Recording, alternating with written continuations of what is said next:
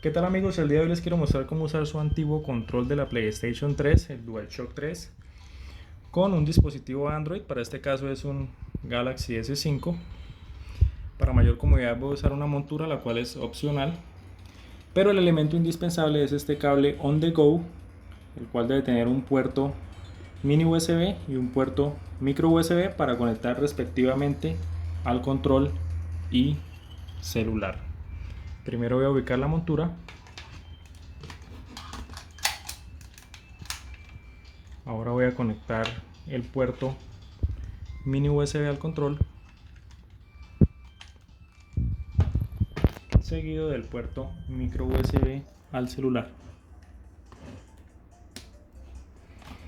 Ubicamos en la montura.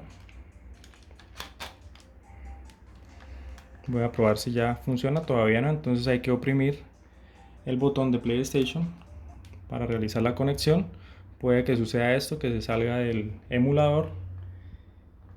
Entonces volvemos a iniciar y ya podemos usar nuestro control DualShock 3 con total compatibilidad. Eso era todo lo que les quería mostrar hoy. Muchas gracias por ver y si les gustó, por favor suscríbanse.